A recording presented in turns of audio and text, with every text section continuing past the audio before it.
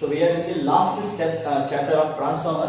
So last term நம்ம யாரை பத்தி பார்க்க போறோம் அப்படினா that is open delta connection, right?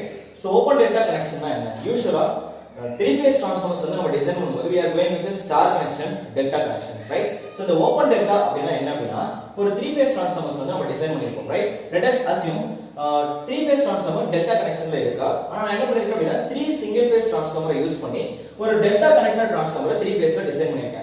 அப்ப என்ன இருக்கு அப்படினா இனிஷியலா க்ளோஸ்ட் வைண்டிங்ல இருக்கு. இப்ப 3 phase transformer அஸ்யூம் பண்ணிக்கங்க யூனிட்டி பவர் ஃபேக்டர்ல ஆபரேட் ஆயிட்டு இருக்கு, ரைட்? சோ இந்த கேஸ் வந்து என்ன இருக்கு அப்படினா இது யூசுவலா நம்ம என்ன பண்ணுவோம் 3 phase transformerல டோட்டல் அப்பரண்ட் பவர் வந்து 3 times of per phase power, that is 3 phase into I phase. Okay, everything is perfect. சடனா என்ன ஆயிடுச்சு அப்படினா ஒரு லைன் வந்து ஃபால்ட் ஆயிடுச்சு. கிளியர்? அப்ப ஒரு டிரான்ஸ்ஃபார்மர் வந்து ஃபால்ட் ஆயிடுச்சு. நான் என்ன பண்ணிட்டேன் அப்படினா நான் ரிமூவ் பண்ணிட்டேன். அப்ப ரிமூவ் பண்ணதுக்கு அப்புறம் இத நம்ம என்ன சொல்றோம் அப்படினா ஓபன் டெல்டா கனெக்ஷன் அப்படினு சொல்றோம், ரைட்? why because இதுக்கு முன்னாடி க்ளோஸ்ட் வைண்டிங் இருந்தது, இப்போ ஓபன் ஆயிடுச்சு, ரைட்? சோ இப்போ இந்த ஸ்ட்ரக்சர் பாருங்க, it is also look like inverted V or VV connection அப்படினு சொல்றோம், right? So open delta connection can also be called VV connection because the structure is look like V. Next, open deltaல நீங்க திரும்ப power வந்து calculate பண்ணீங்க அப்படினா it is become only √3 times of V phase I phase. ஆனா க்ளோஸ்ல இருக்கும்போது it was supplying 3 times of V phase I phase. இது எப்படி வந்திருக்கு அப்படினா एक्चुअली ஓபன் டெல்டா பண்ணதுக்கு அப்புறம் என்ன ஆகுதுனா சீத இங்க ரெண்டு வைண்டிங் தான் இருக்கும். இந்த ரெண்டு வைண்டிங்ல இந்த ஃபேஸ் வந்து கரண்ட் எடுத்துட்டு இருக்கோம். இது வந்து ஃபேஸ் A, இது வந்து B. அப்ப A ல இருந்து B க்கு போற கரண்ட் IAB, A ல இருந்து C க்கு போற கரண்ட் வந்து IAC, ரைட்? இது எடுத்துட்டு வந்து அப்படியே parallelogram, ரைட்? அதாவது ஃபேஸர் டயகிராம்ல VAB, VBC, VCA எல்லாரையும் வந்து 120 டிகிரி ஃபேஸ் ஷிஃப்ட்ல லொகேட் பண்ணிட்டு IAB யும் IAC யும் நீங்க ப்ரொஜெக்ட் பண்ணீங்க அப்படினா from parallelogram I am getting √3 times of I phase. Clear? So parallelogramல நம்ம நெட்வொர்க் அனாலிசிஸ்ல கிளியரா பார்த்திருக்கோம். அது எப்படி வருது அப்படிங்கறதெல்லாம் உங்களுக்கு கிளியரா தெரிஞ்சிருக்கும். இதுல ஏதாச்சும் டவுட்ஸ் இருந்தது அப்படினா you can check network analysis notes. Clear? AC theorems நான் கிளியரா நடத்திருக்கேன். Okay, fine. So இங்க கரண்ட் அப்ப எனக்கு என்ன கிடைக்குது அப்படினா I am getting only √3 times of I phase. அப்ப நான் டோட்டல் அப்பரண்ட் பவர் செக் பண்ணும்போது I am getting V phase into √3 times of I phase. That is the total apparent power delivered by the open delta connection. Now take the difference. அப்போ open delta ஓட apparent power க்கும் closed delta ஓட apparent power க்கும் ratio எடுத்தா √3 times of V phase I phase divided by 3 times of V phase I phase. V phase I phase cancel ஆயிட்டு √3/3 ஓட value வந்து 0.577 வருது. சோ இதுல இருந்து நமக்கு என்ன அப்சர்வேஷன் கிடைக்குது அப்படினா அப்போ open delta ஓட apparent power நமக்கு வேணும் அப்படினா closed delta ஓட apparent power இத அப்படியே அந்த பக்கம் பாஸ் பண்ணிட்டு அத 0.577 ஆல மல்டிபிள் பண்ணா we are getting open delta power, right? and இன்னொரு அப்சர்வேஷன் என்ன அப்படினா ஒரு டிரான்ஸ்ஃபார்மர் வந்து 3 ஃபேஸ்ல இருந்தது. இப்போ ஒரு ஃபேஸ் வந்து நம்ம ரிமூவ் பண்ணிட்டோம் இல்லையா? அப்ப அதனால என்ன பண்ண முடியாது அப்படினா டோட்டல் பவர் டெலிவரி பண்ண முடியல. எவ்வளவு பவர் டெலிவரி பண்ணுது அப்படினா இதுக்கு முன்னாடி அப்பரண்ட் பவர் எவ்வளவு இருந்ததோ அதுல 57.7% தான் இப்போ அது டெலிவரி பண்ண போகுது, ரைட்? சோ எக்ஸாம்பிள் என்ன பண்ணிருப்பாங்க அப்படினா க்ளோஸ்ட் வைண்டிங்ல இருக்கும்போது அப்பரண்ட் பவர் கொடுத்திருப்பாங்க. அப்போ ஓபன் வைண்டிங் வந்ததுக்கு அப்புறம் எவ்வளவு அப்பரண்ட் பவர் டெலிவரி பண்ணுதுன்னு கேட்பாங்க. டைரக்ட்டா நீங்க என்ன பண்ணலாம் அப்படினா க்ளோஸ்ட் வைண்டிங்ல இருக்க பவரை 0.577 ஆல மல்டிபிள் பண்ணீங்க அப்படினா you will get the open delta apparent power. Don't forget, very very important. Next அடுத்து என்ன கேட்பாங்க ஓபன் டெல்டால இருக்கும்போது பர் ஃபேஸ்ல எவ்வளவு பவர் வருதுன்னு கேட்பாங்க. இது டோட்டல் பவர்.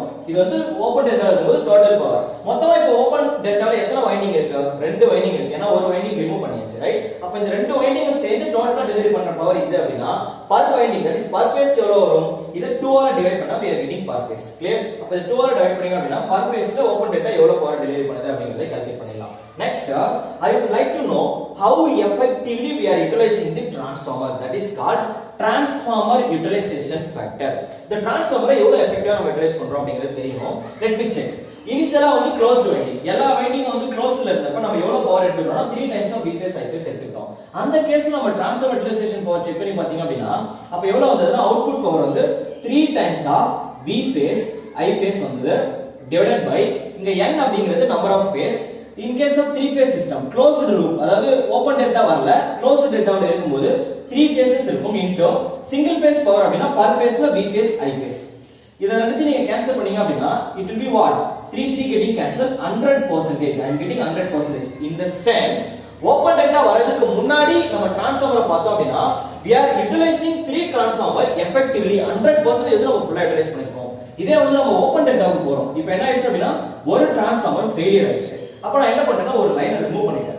அப்ப நான் திரும்ப செக் பண்ணி பார்க்கும்போது எனக்கு அவுட்புட் பவர் எவ்வளவு வந்திருக்கு பாருங்க √3 times of V phase I phase upon இப்போ நம்பர் ஆஃப் ஃபேஸ் எத்தனை சார் இருக்கு? ஒரு வைண்டிங் நம்ம ரிமூவ் பண்ணிட்டோம் இல்லையா? we have only two phases into single phase power அப்படினா once again that is V phase into I phase, that is no changes, into 100 in percentage. V phase I phase getting cancelled. root 3 by 2 ஓட value எவ்வளவு 0.8666 into 100 போடிங்க அப்படினா we are getting 86.6%. அப்ப இதுல இருந்து second conclusion என்ன அப்படினா transformer open டெல்டால இருக்கும்போது நம்மளால 100% எஃபெக்டிவா யூட்டிலைஸ் பண்ண முடியல. we are utilizing only 86.6% of total apparent, that is total power delivered by the transformer. So அப்ப நம்ம எவ்வளவு எஃபெக்டிவா நம்ம யூட்டிலைஸ் பண்றோம் அப்படினா only 86.6%. clear? So this is all about open delta. அப்ப open deltaல நீங்க first thing open delta ஓட power calculation, right? Next open delta ஓட பவர் closed delta வந்து நம்ம எப்படி கால்குலேட் பண்ணலாம், that is second thing. அடுத்தது open delta நம்ம டெலிவரி பண்ற current rating. clear? So this is all about open delta connection, right? But the thing is, suppose ஒரு question கேட்பாங்க, open delta ல இருக்க டிரான்ஸ்ஃபார்மர் closed delta ல இருக்க டிரான்ஸ்ஃபார்மரோட பவரை டெலிவரி பண்ண ட்ரை பண்ணுச்சுனா அப்ப வந்து current rating என்ன வரும் அப்படினு கேட்பாங்க. லைக் open delta ஓட பவர் வந்து √3 times of V phase, let me take I phase dash எடுத்துக்கிறேன், equal to இந்த பவரும் closed loopல இருக்கும்போது டிரான்ஸ்ஃபார்மர் டெலிவரி பண்ண பவர் ஈக்குவலா வரணும் அப்படினா ஓபன் டெல்டாவுல டிரான்ஸ்ஃபார்மர் எவ்வளவு கரண்ட்டை கன்சியூம் பண்ணனும் ஆர் டெலிவரி பண்ணனும் அப்படினு கேட்பாங்க. அப்ப இந்த V phase கேன்சல், 3 வந்து √3 into √3 எழுதலாமா? அப்ப என்ன அப்படினா ஒரு √3 கேன்சல் ஆயிடும்.